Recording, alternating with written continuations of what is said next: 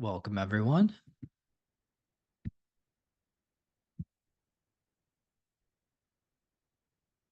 Okay. My name is Clark Holdsworth. Welcome if this is your first time to the LetPub series. Welcome back.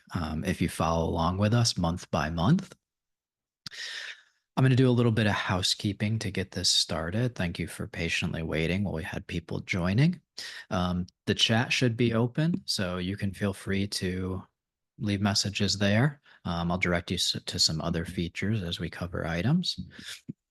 Today, what we have for this month is, I think, quite a important topic, one that we receive a lot of questions about. So this is AI prompt engineering techniques for researchers. How can AI actually help with your manuscript? We'll cover stuff beyond the traditional manuscript as well, but you'll find that that's what I'm focusing on here predominantly.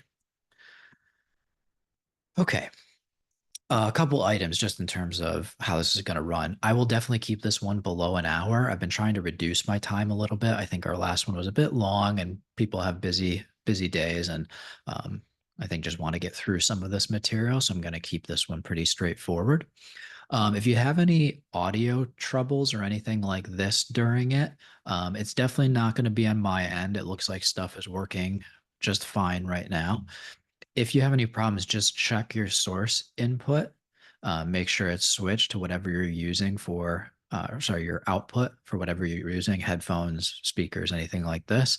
If you're still having trouble, just X out and rejoin. There's no admission or anything, so you'll be able to jump back in quite easily. Other than that, again, we hold this series every month covering topics that are beneficial to researchers. So if you enjoy this one, I hope you'll consider coming monthly. What we do here is we have two things to try to make this convenient for you. So you're going to receive a follow-up email since you've registered for this. The follow-up email will come in about 24 hours. It's going to have a link to this on-demand recording. So if you need to step out, I know it's late at night for some people. I know for some people, maybe you're having to get to classes, teaching obligations, this type of thing. You can quit at any time, come back. You'll be able to see me do the whole Q&A, all that type of thing, right? So the on-demand recording link will be in there. You'll also receive in there a link to a certificate of completion. I know that's quite valuable to many of you. It's why many of you continue to come back to the series, which I greatly appreciate. So just be aware that that link will be in the email as well. So just give it 24 hours after we conclude here. Wait for that email. If you don't receive it at that time, you can reach out to PeerRef and we'll make sure that you get it. Okay. Again, in terms of functions, you have the chat down there. Please also note that you have the Q&A though as well. Please feel free to use that Q&A at any time during this session. Again, particularly if you need to leave, go ahead and drop your question there. I'll answer it. You can come back and see it in the on-demand recording. What I'll also do on PeerRef, there's a hub section that you'll notice up in the navigation bar. If you go ahead to that discuss and click on the hubs, I will always start a new hub I've decided from now on. So I will start a new hub specifically for this webinar where I can follow up on questions that you may have asked, add materials that I think arose that could be useful to you, and otherwise continue to answer questions and address issues that were raised during this session. So please be sure to visit that and participate if you would like, because it's also a place for you might have things that I didn't cover that you have opinions on, and that's a place where we can do that after the webinar in anticipation of the next month's webinar. All right. Okay. We got over 100 people today, so I expect a very, very good Q&A at the end of this. Oops.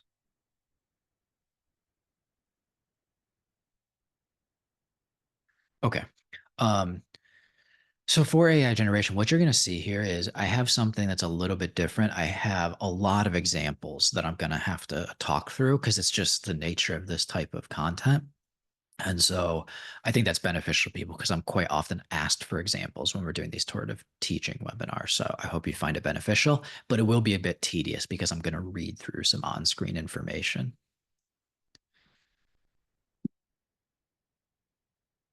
Okay, so first off, I want to start with the basics, why you're all probably here. So there's obvious utility in generative AI, particularly for writing for researchers.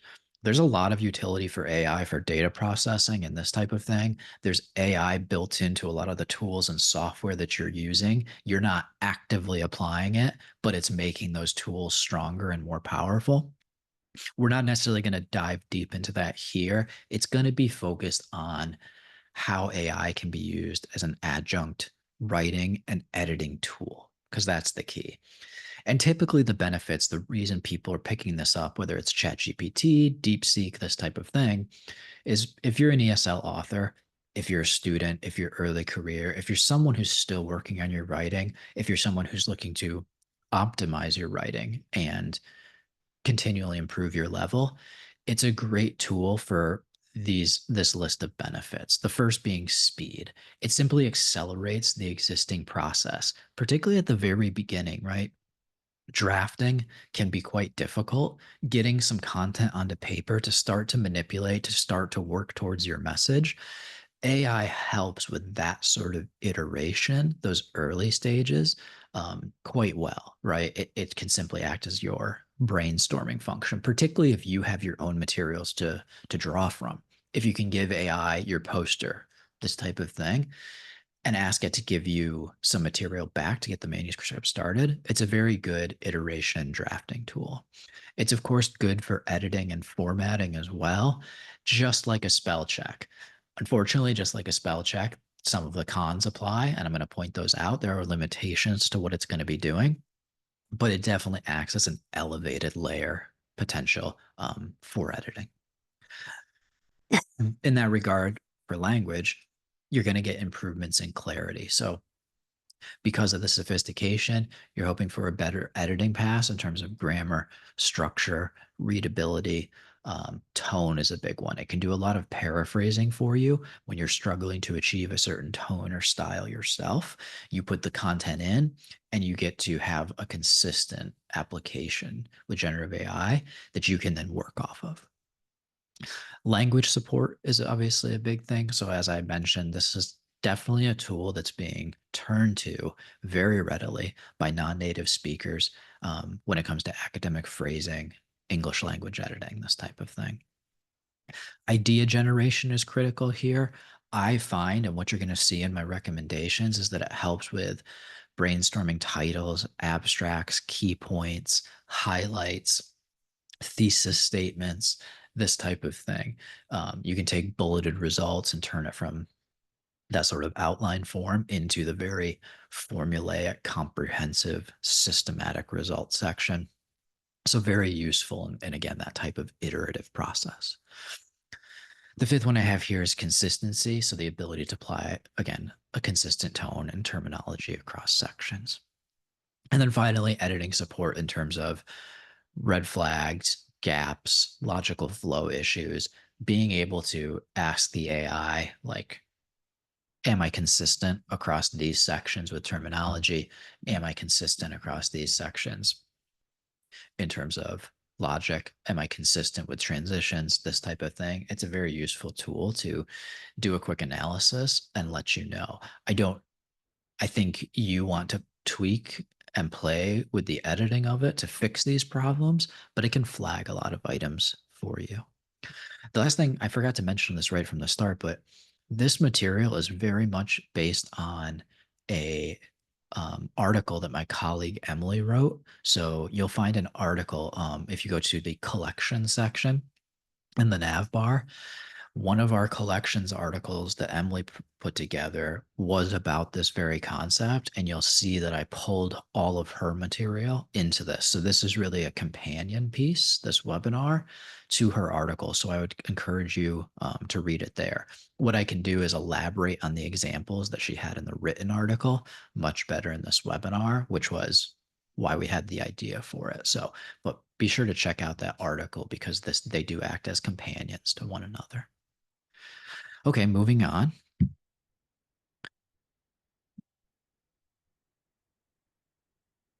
The other thing you obviously want to cover is the pitfalls of generative AI for writing. And most importantly, I want to focus on how you can get it wrong. I honestly think this is the most critical section. I think anybody using generative AI, any sort of AI tools, ChatGPT, Copilot, this type of stuff, it's always going to benefit. We're going to help you optimize the benefit here. But the important thing is to not get it wrong. It's super critical that you don't make errors in how you're using it.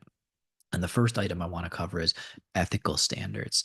Now, AI is still relatively new, even though we're exhausted by it because it's been talked about a lot. But because it's new, there's been adoption of standards. Journals, publishers, funders were pretty quick to address it, but they do have some variances in how they address it. Most of them are not limiting, they're accepting of AI as a tool. And what it comes down to is they tell you not how to use it, but that you need to disclose it essentially. So just make sure that you look at the current standards. If you're submitting to a journal, if you're submitting to a funder, find their standards and strictly follow them. We'll have this in a later section where I'll cover it, but ethical standards are the biggest pitfall. We absolutely have to make sure that we're checking on what the community wants for using, not using, reporting on use of generative AI. Obviously, the big thing that people always highlight is that AI is, of course, not perfect. And in fact, sometimes it's extremely imperfect to the sense of being nonsensical. You can generate incorrect or fabricated information. It's only as good as the information you're using. So it's trained on a wide variety of data, which is helpful. If you use your own materials, any errors you have in there are just going to be propagated by the AI. It's not going to catch the type of factual errors that you might have in your own work if you're using it as a derivative. Another big one is a lot of people want to use it for references and this type of thing. I find that there's going to be a lot of citation errors. I really wouldn't suggest utilizing it for references. Again, you're using it for ideation, for drafting, for iteration. I don't find it beneficial because it doesn't judge evidence well. It pulls on what it has, but it's very undiscerning. And so I really wouldn't use it for that type of thing. The references, what you choose to use is your own. You should be paying attention to that if you're submitting a manuscript for publication. I wouldn't rely on generative AI for that component of the writing. You can have it work sometimes for formatting of references, but even that, AI struggles for that sort of level of perfection. That's really what you need a human to come in and be checking for. The other thing is obviously a lack of domain expertise, so struggling with field specific nuances, which is why the iteration oftentimes helps in backgrounds in this type of thing. With generating context that's a little bit more broad. As it gets more specific, it becomes less useful. It's also why it's important, I think, to have the AI work on stuff that you provide it with, not just asking the AI and have it pull from its knowledge of global data, right? Plagiarism is a huge issue, right? Replicating existing content too closely is a massive red flag. That's always an issue for scientists because we're all drawing on the same material as well. But just be aware that AI has no concern about that. It's not protecting against it. And so, again, doing your plagiarism checks at the end, checking your similarity report scores, this type of thing is critical before you go ahead and submit.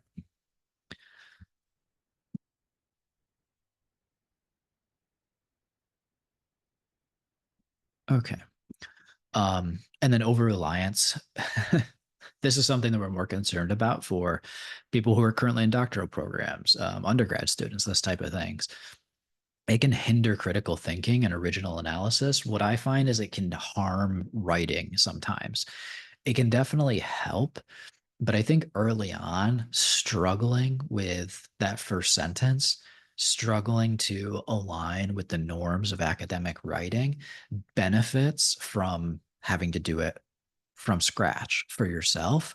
So there is a little bit of a concern if you're in a teaching position, if you're in a mentorship position, be aware and maybe talk to your students, pupils about this type of thing where AI is a good iterative tool, but early in their career stage, a lot of times they're not trying to be the most efficient. Part of doing the work is the learning. And so you should be kind of cautious of when and how much you use it, I think, in those situations. And then the final item is inconsistency. So while I'm going to talk about how it can be used to check for consistency, it may also struggle from section to section in terms of how well it can handle the content, again, based on what you feed it. So you may lack coherence for the complex or technical sections, and it may look weird in terms of what it can produce for you in certain areas is really, really helpful. What it does for you in other areas is kind of not usable. We're going to talk about how to maybe make things more usable, but just be aware that, like, again, it's a tool. You have to pick the right tool for the job, and sometimes it's going to come out and not really be working the way that you would have expected or hoped.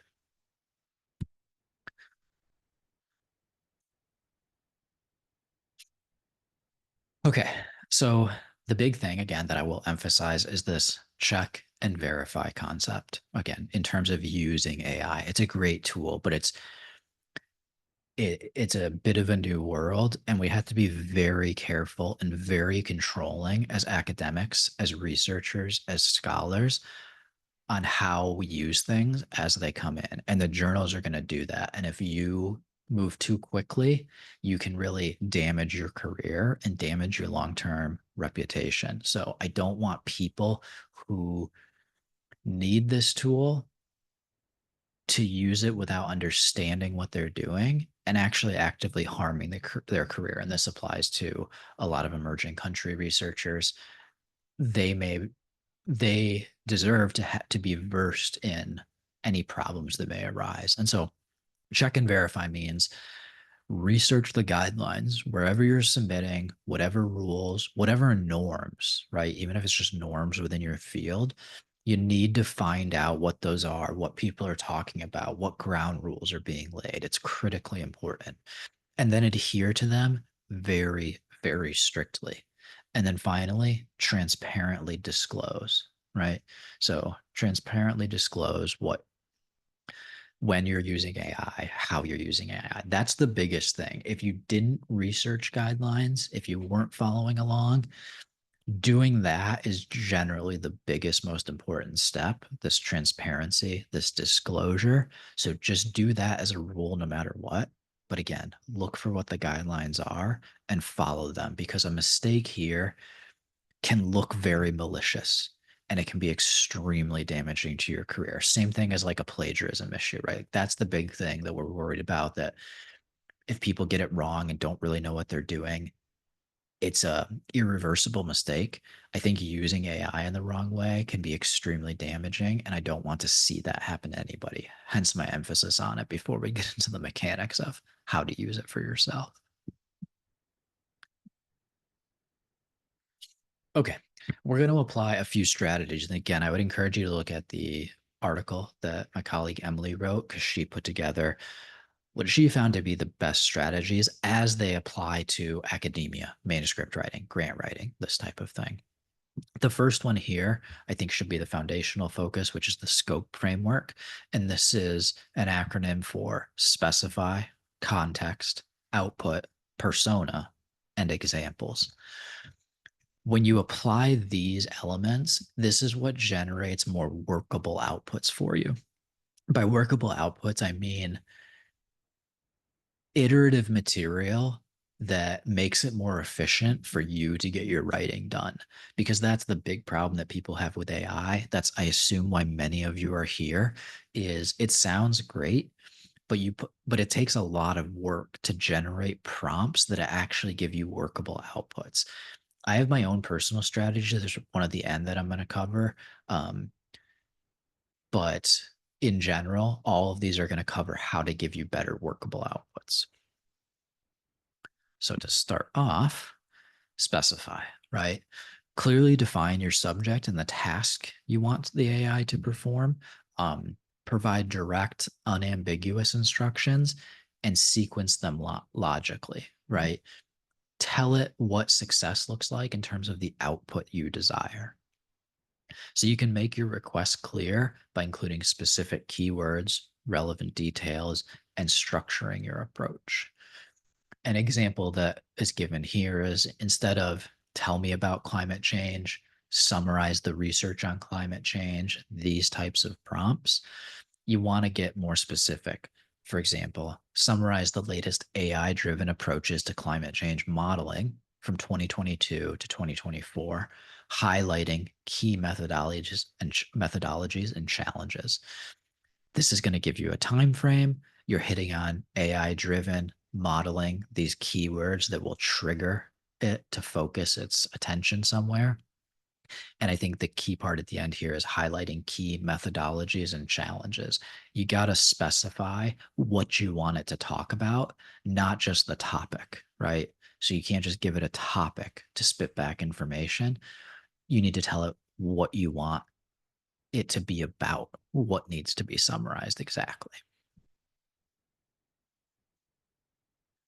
The next one here is context. So in your prompts, it can be very helpful to define the audience because this will also affect tone and style and provide background information to help the AI understand the task, right? You can write as much as you want. So attach meaning to the prompt. What's the underlying purpose? Because that's how it's going to decide how it says it. So consider any data sources, relevant documents, or prior conversation history that might be helpful. And again, this is the key. When I'm prompting, I'm feeding it material um, based on content that I've already written, right? I'm trying to create a derivative of content I already have, which is very easy because we do that in general. Your writing is probably based on something derivative, whether you have an abstract, previous poster, this type of thing. Even if you just have an outline where you've collected some of this information, if you're going to have it write a bit in order to give you first iterations and ideas, um, basing it on content you've collected is actually the much, much better strategy. So, what to do, explain why you need the information, what problem it addresses, and then any constraints you want to apply to the response. The example I use here is I am writing background for a manuscript on the use of AI and precision medicine for submission to the journal Nature. That's actually a lot of information for it to understand what you expect for an output based on, again, your goals. The second half is the response should focus on peer reviewed research from 2020 onward. Again, context.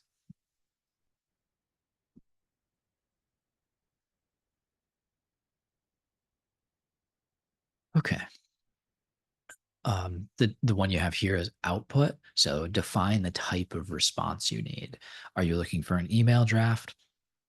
Do you want a bulleted list, a report, a thesis statement, abstract? Specify how the information should be structured, formatted, and presented. In terms of what you're doing for this, set expectations for structure, tone, and clarity. The example used here, quote, provide a structured abstract with each section no longer than 2 sentences. You're describing to the AI what an abstract looks like, covering background, methods, results, and conclusions.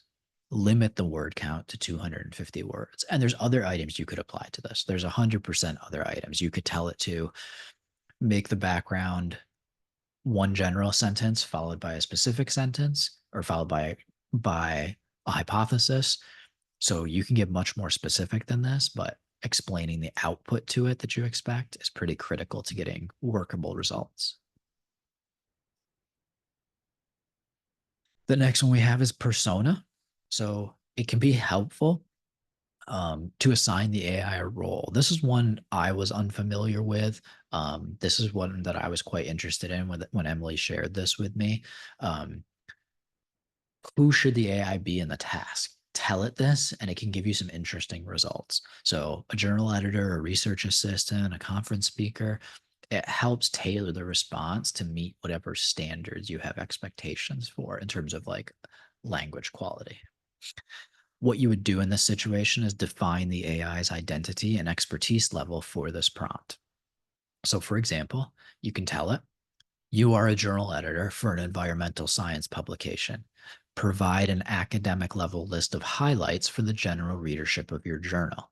You're basically, that's what you want in your highlights. That's what the journal wants. So, why not tell the AI to function like the journal or the journal representative in this case, an editor. And the final one you have in the scope framework is examples. So show, don't just tell. What I'm doing here, essentially, what Emily has provided with all of these excellent examples, this is what you want to do within the scope framework. It helps the AI just like it's helping us right now to understand things. Provide past examples of what you want to guide the AI toward better responses. The way you can execute it is to give reference points, formatted structures, or previous successful responses, right? If you've done this before and got satisfactory outputs, use those satisfactory outputs as a reference point to reprompt it.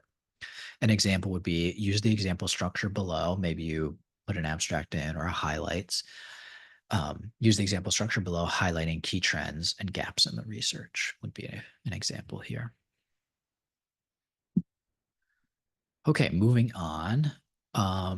So prompting with scope. Here's a great set of examples, I think, for us.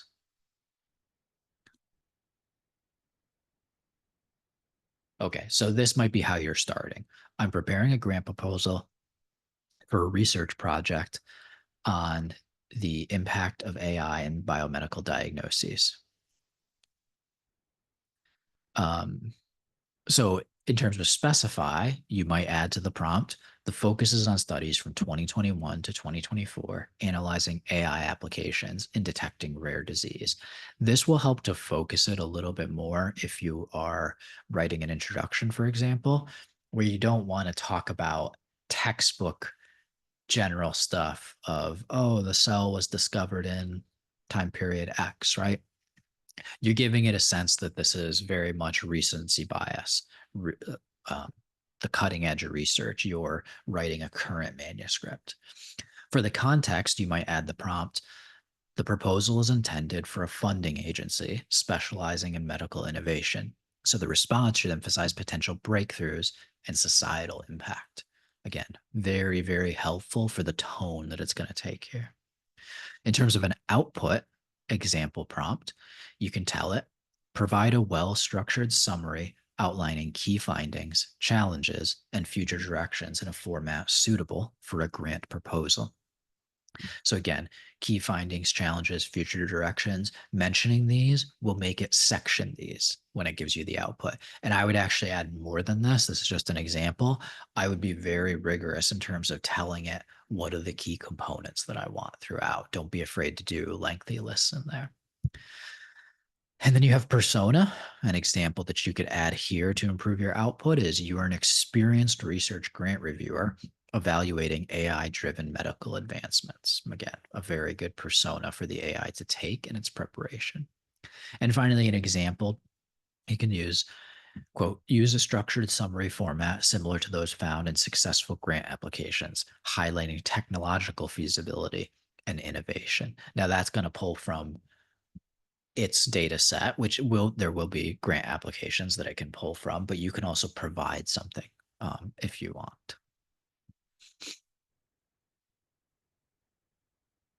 Okay, moving on from the scope framework. And a lot of these are not separate strategies. A lot of these build on each other. But I think scope is the most broad one that includes the most other strategies within it. So moving on, you have something called role-based prompting. So in this, you have a few basic steps. Define the role clearly. So specify who the AI should emulate.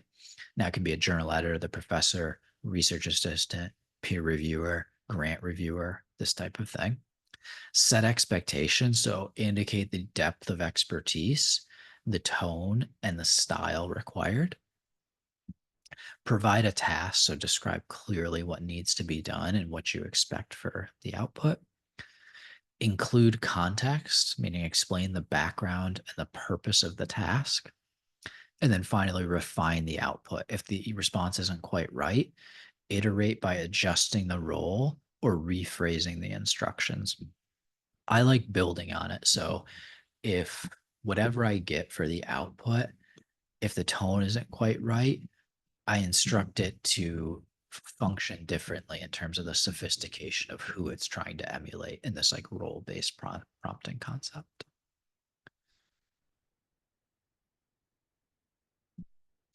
And we have a few examples for these. So let's say you're doing it for peer review assistance, right? You are writing your own peer review. You can give a prompt like, you are a senior journal editor reviewing a manuscript on machine learning and climate science. Identify key strengths, potential methodological concerns, and areas that need further clarification. This is useful because it it will allow AI to sort of generate a checklist for you. It's the same way as if you went back to your research methods coursework and found a found a checkbox from a textbook for common issues that arise. But one, it's going to be field specific, and it's going to draw on what that manuscript has in there. So if the manuscript has future considerations, if the manuscript has a statistical analysis section, whatever it has in there, the AI will bring up the checkbox. So it's just a better version of what you would do manually in terms of creating a checklist for yourself. So again, an excellent tool. It's not going to be useful for generating anything for the review. It's just going to make it much easier for you instead of having to recall all that and just try to remember. It's going to be able to give you that checklist. In terms of grant writing, another example here that we could use, quote, you are a grant proposal evaluator for the National Science Foundation. Provide feedback on how this research proposal can be improved to increase its chances of receiving funding. A critical element of this is that you name the funder, because what that's going to do is the AI is going to draw on the available information for the National Science Foundation, which is extremely robust, and it'll be able to draw on guidelines and this type of thing, any help articles, any blog posts, anything specific to the NSF and their standards, their guidelines will get included by the fact that you specified the National Science Foundation. The third example here is if you want to do it for conference presentation preparation. So in this case, your prompt could be, you are a keynote speaker at an AI ethics conference. Draft an engaging opening statement highlighting the biggest ethical concerns surrounding AI in healthcare. Again, what I might do here is give the specific conference name. If it's a society conference, I might mention the society instead, because again, this will make it pull from specific content to that society. So yes, very helpful examples, I think. And obviously these can be adapted for whatever your specific situation is. Okay.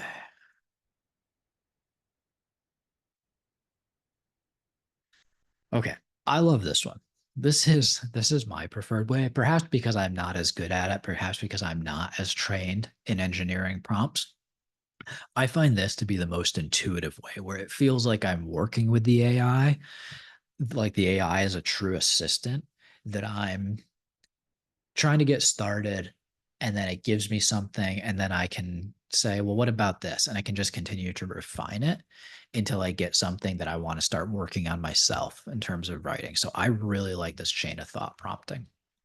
So you start by asking a clear question. Start with a straightforward problem or topic.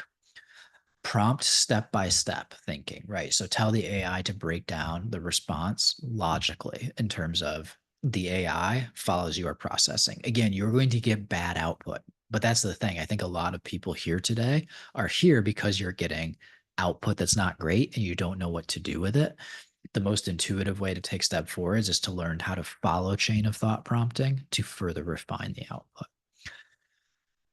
You want to encourage justifications, so ask for reasons, evidence, comparisons. And then finally, request a structured summary. Have the AI pull everything together at the end for the work that you've done together with it, right?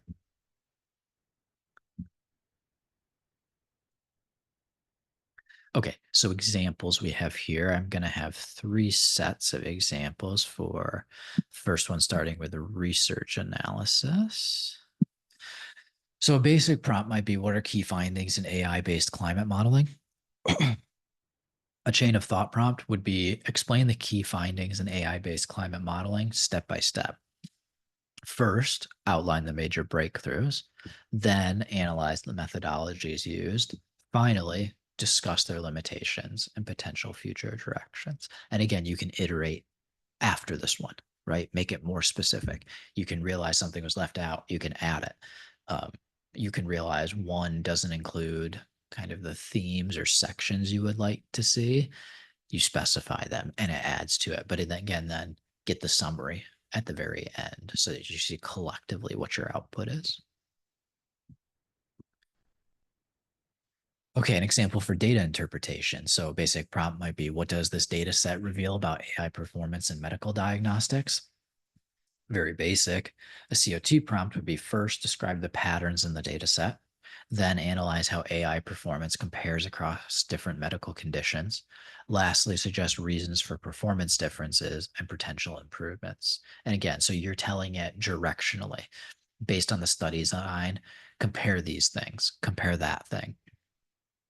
This type of prompting should give you better initial outputs, and then it will make it easier for you to turn it into a comprehensive results section.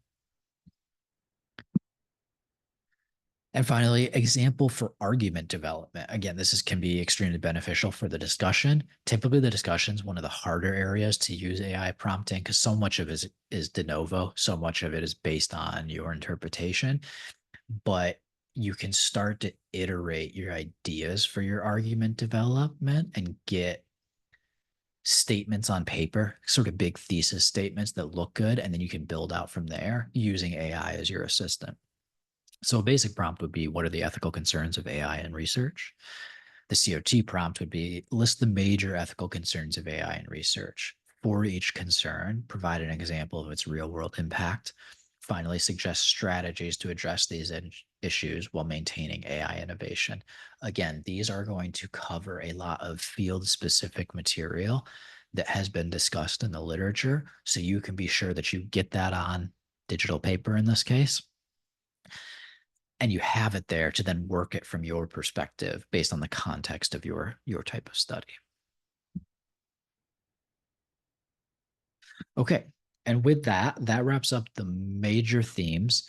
I do think I can answer a lot of specific questions that I expect people have today. So go ahead and go in the Q&A, throw any questions you have in there, and I will try to address them. They can be as specific as you want because we can talk through examples as well. I think this is a very example heavy discussion for the topic of this webinar.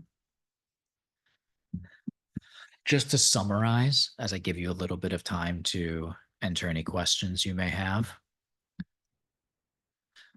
Again, if I can give you one take-home message, it's that AI is a great tool. We're going to be using it almost universally across the scholarly community. It's accepted as a tool.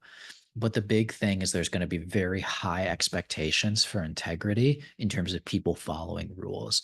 And if you don't have that attitude that this is something you have to be careful about, you can really damage your career. So if I have anybody in here really, but in particular, if I have students in here, if I have doctoral candidates, if I have postdocs, if I have early career people, just pay attention to how you're using it. Pay attention to the guidelines that you're seeing and make sure that you're just always disclosing its use. The most problematic area, the area that's going to get the most people into trouble right now, I think, because we've dealt with plagiarism. Like, people have been lectured on plagiarism. They understand it from a writing perspective. We've already dealt with integrity issues there. But AI can be very easy to use for like peer review, for example. It can still be a tool there for writing, particularly if you're a second English as a second language researcher. But the most trouble we're having is people just doing blatant AI generated peer review as a shortcut, and that's going to be the biggest problem. So just be careful. We want to avoid that entirely. And if you have any doubts about how you're using it, ask me. Ask someone with some expertise, some experience. Talk to the journal. Again, check and verify. Check and verify. You don't want to make a mistake. All you got to do is ask people if you're making a mistake or not. They want to help you. They're not going to demonize you for asking, but they're certainly going to demonize you if you're using these things inappropriately. Okay, got some questions in here. Okay, first one. Very easy one. How can we inform the journal editor of the use of AI in our submitted manuscripts? This is something I always tell people. Just tell them, just email them. Like they're people. You can communicate with them through their email. The biggest thing is disclosure. Most journals just ask straight up for disclosure. There's oftentimes now you can't avoid it. Just don't miss it when you submit the manuscript. Usually there's something to indicate that you've used AI. There's a disclosure in the submission system quite often now. So just make sure you're honestly and transparently filling that out. In the manuscript itself, the submitted manuscript, regardless of whether it was in the submission part, I would always suggest um, including a disclaimer statement um, that it was used as a tool for English language um, support in the preparation of the manuscript. It's a very basic statement, and you can Google it online. If you're struggling to find it, just let me know. Again, I'll start a hub right after this. Let me know in the hub. I'd be happy to leave some example statements, some boilerplate statements, as we call them, for how to reveal this. But that's going to make sure that you're covered. If you're still unsure, this type of thing, maybe it's a smaller journal and you're submitting by email, this type of thing. Again, just tell the editor in your email that AI was used for writing support, this type of thing. Okay, as the bottom line seems to, oh, sorry, I lost it. As the bottom line seems to be specify to the limit, is there any length of text an AI can take as instructions? Or is it better to use small prompts and build on with more and more short ones? This is actually more for you as the user. The AI, there's two parts. Let me answer in two parts. The first part is like, does the AI struggle with one delivery format or another? Um, it can. If you write too much and there to the extent that it feels contradictory, not structured well to give it steps on what to take, then it can interfere with the output. But that's just a product of length creating messiness. That's only if you're not doing it well. The ChatGPT can take, you could write a 2-page prompt for it on like what you want it to create for you. It's just for you to write that well and not cause it problems might be difficult for you, not for ChatGPT. So in that case, potentially. Um, on the other half of it is again that sort of scenario that while you can write it wrong for ChatGPT if it's too long, even if you write it right, it may be better and easier for you to just write shorter prompts, right? I think, like I mentioned in the chain of thought prompting and why I like to use it, it's a simpler structure for me. It's a more intuitive structure to do these shorter statements. Do this, then do that, finally do this, right? And then it allows me to iterate. I'm much more of the iterative person. And so I prefer the shorter ones because it's easier for my dumb brain to wrap itself around it and for me to progress with it. So I find that that's more intuitive, but AI is not limited. Now it's limited in terms of its data processing, like what you're asking it to do. If I try to give it 1,000 images and ask it to do analyses, it's not going to be able to do it. So data size in that instance can be a problem, but your actual prompt telling it what you want it to create for you, the length of that prompt is not problematic as far as I'm aware at the moment. But yeah, personal advice, I like small prompts. Um, very systematic and moving through it and seeing how I'm progressing because that also helps me when I see that when I do small prompts, particularly if you haven't used a lot of generative AI, if you use small prompts, it helps you learn what the AI is doing and then it makes you a better prompter. So I think it's a good learning strategy too if you're new to it. Hope this helps. Okay. Oops. Oh my gosh, so many good questions. um, this is an interesting one, and let me read it out for you. Does the AI can AI deal with a prompt that's half English and the other half Spanish or any language really? I guess the question's about, right? I'll preface it with like I don't exactly know. I'm not enough of an expert on the prompting. I think it can. Um, I don't think it's an issue if you're doing this, particularly for example, like maybe you give the prompt in English, but you're referencing like a quote or something or some material that's in Spanish. I don't think the AI cares. I'm not sure how good the output would be in terms of like consistency of tone in this type of thing because Spanish and English have different um, structures and syntax to them, right? That may confuse the AI on like how you're speaking to it a little bit. So, but I don't think you need to worry about it in that sense. If you're just writing a prompt, I would just write the prompt in one. But if you're pulling from other material and referencing something in Spanish, I don't really think that's a problem. I think the AI can handle it. So again, this is something take a visit to the hub. I'm going to ask some colleagues and see if I can figure out if this is actually a major issue or anything. Make sure I'm not wrong about um, this idea. But yeah, I can address that in the hub afterwards. Great question though.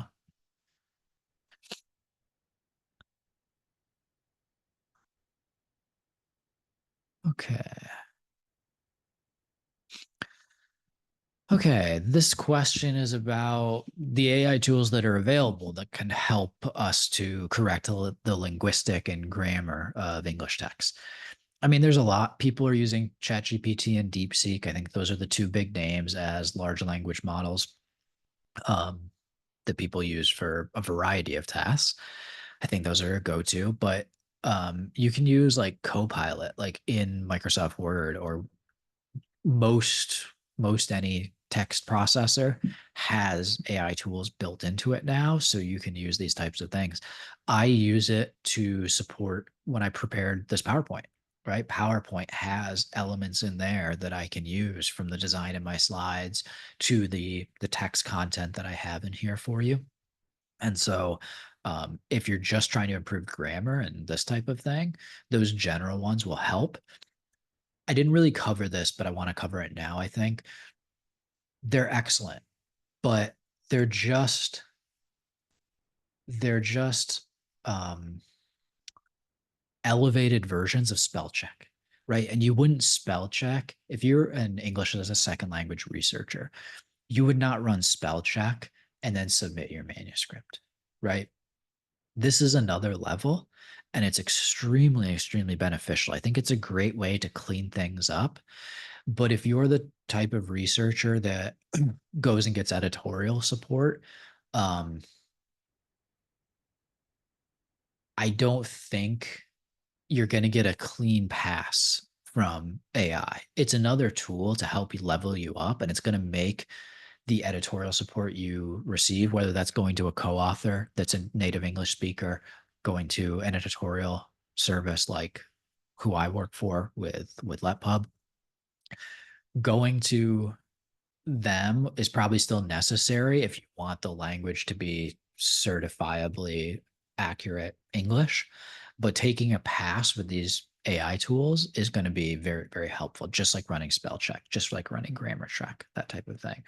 The problem with these is in a lot of instances, they suffer the same issues, which is that field specificity, like grammar checks are not good enough for science, right? Like if you're writing about materials chemistry, the grammar checker on Word is not good enough. The same thing applies to the AI. It's just not able to accurately check at that level. You, if you're not an author in the field, you can't really get the language quite right, right? So, excellent tool, an excellent pass to take, just like a spell check, just like a grammar check.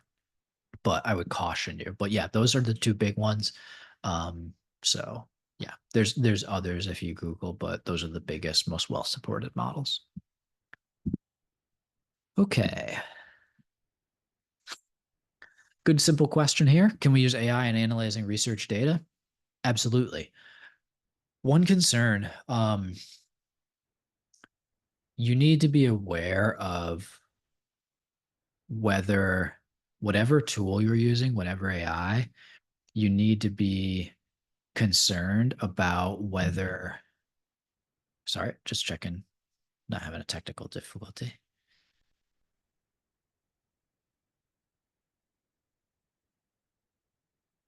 Sorry about that.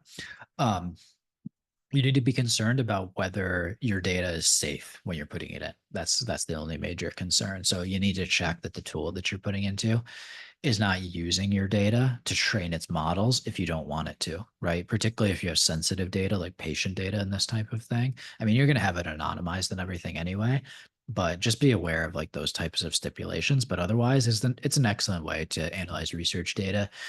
You still have to do your own statistical analysis. It can't like do things for you, but it can be like a helpful check. It's just an easier way to be like, do I have duplicates in here? Like that, simple things like that. It can be very, very helpful.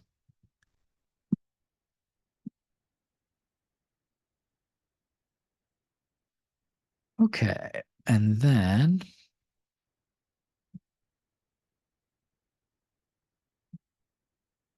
what else we got here? So many good questions.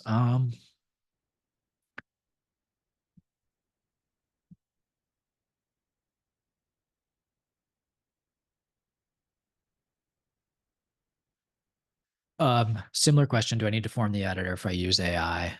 You need to inform everyone. So it should be as a disclosure in the manuscript. So anyone reading the manuscript should know, not just the editor, not just the journal, not just the reviewers.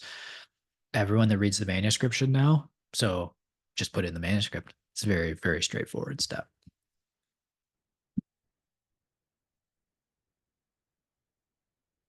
Okay.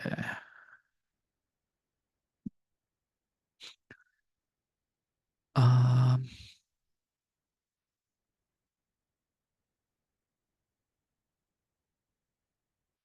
so this is an interesting question. Thanks for the presentation. You're welcome. I appreciate you coming here. Got over 100 people still, which is amazing. I believe one of the weaknesses of using AI in research is that it can only access open access articles as their way to overcome this limitation. This is not entirely true.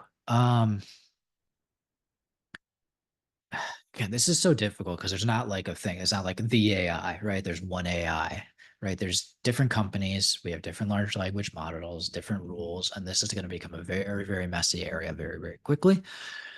But as an example, you have OpenAI, DeepSeek coming to partnership and collaboration agreements with publishers to access their data for training, not just the open access.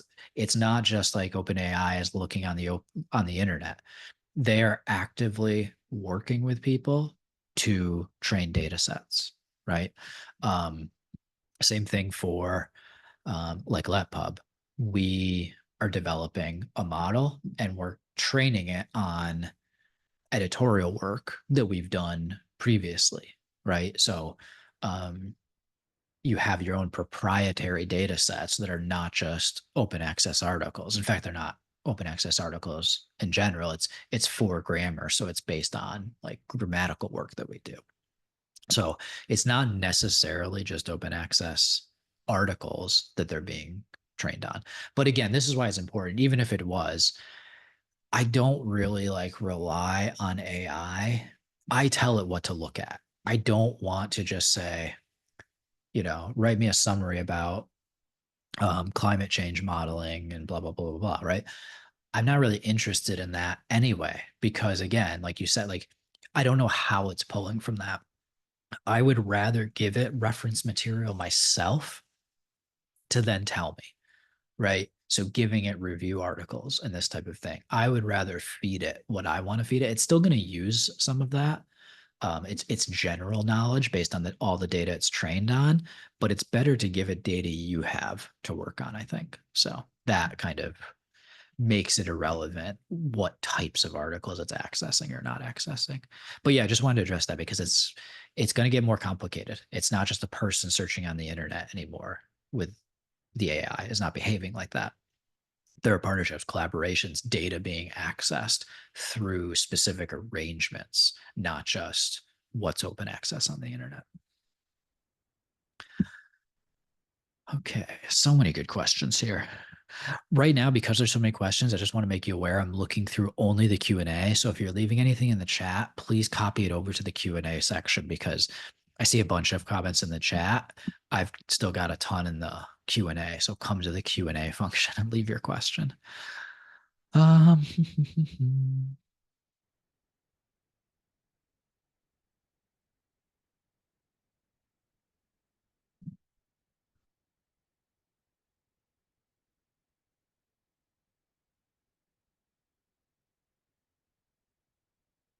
okay, this is an interesting question. Will any original manuscript draft submitted to the AI for language editing be stored on the web and later mistaken as plagiarism when it is actually submitted to the journal? No, because that's not how the mechanics would work. In terms of storage, I don't want to address that. This is like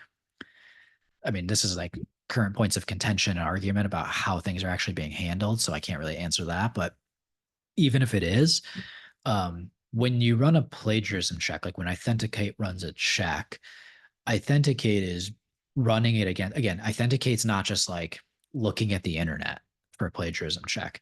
Authenticate has deals with all the publishers. They have access to basically, they have direct access, not general internet access to the corpus of scholarly knowledge, right? All the published work. And so something you put into a chat bot is not included in there. It's looking at like cross-ref data, right? Like we submit stuff to Crossref to get the DOIs and to permanently store the metadata, right? Scopus, these types of things. And so it's Authenticate's running plagiarism checks against its own curated database. So your manuscript is not going to get picked up when it's like running a plagiarism check like that. Hope that helps.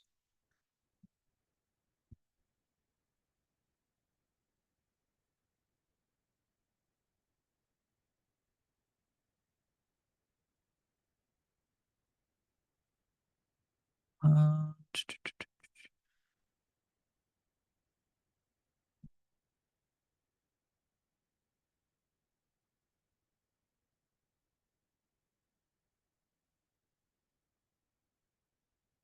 what is the direction the research community is headed, driven by AI?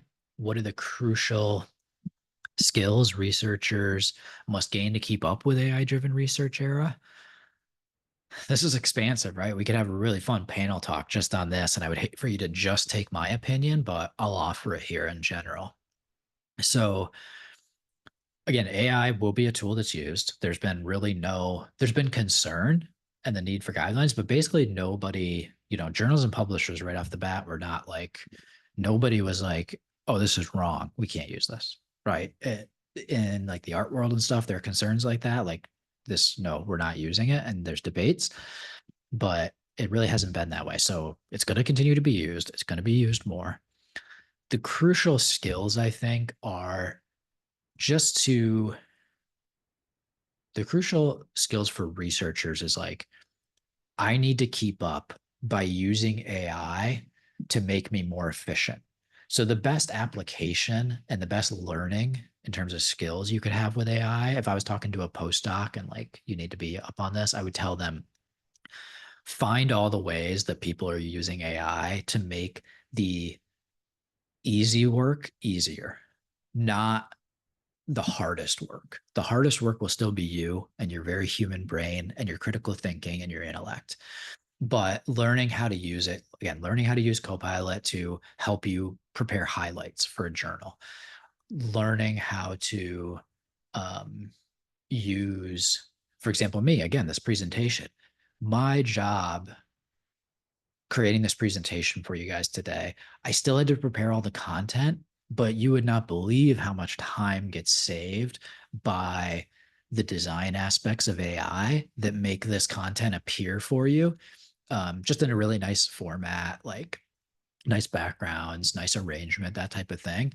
A lot of that gets taken out of my hands because I can use tools, right, to adapt that. And it's so easy because I just click through and find the way I want it to look without having to make it look the way I want it. I can just see the examples and use them. So using it for all of the software that you already use, learn how to use the AI tools that are now embedded within that software. That I would say is the first step critical skills that have to be like I would teach those. If I had a graduate program, I would teach that type of thing in a graduate program. There's way more we can do in the future, but to answer your question, I think that's the crucial thing that you need to keep up to be more efficient. Okay, maybe one more. Uh,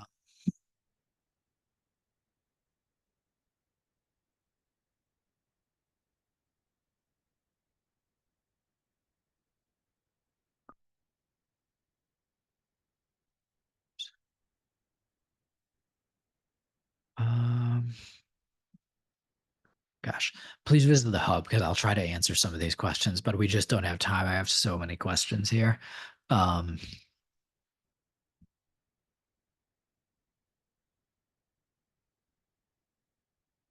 okay, answered that one. The last one, I'm just going to touch back on because there's this question: can I use AI to assist in peer review? And this is a point of emphasis for me. You absolutely can, but you're using it the same way you use it for a paper. And that's not what people are doing right now. A lot of people are just like getting AI to like generate the content for them for a peer review. Use AI to check your language of the peer review that you already wrote. Use AI to give you again that sort of checklist of um, hey, like what are the common mistakes in manuscripts? Can you find them in here? Right? Just so you can be more comprehensive, more systematic, more rigorous in your reviews by having it do the sort of like research methods checks. It's just going to be easier for you, but you should not be having it give the writing for you for peer reviews. You should not be having it come up with the logical arguments for why a piece of evidence or something was done incorrectly, this type of thing. So, yeah, avoid that. But it should be used in peer review because it's a good assistant. And again, the journals are using it. The journals are using AI to run basic checks, like detection checks. Like, excuse me, like do they have a funding statement in here, that type of thing. AI can check that very, very quickly. So absolutely, you can use AI to assist in peer reviews.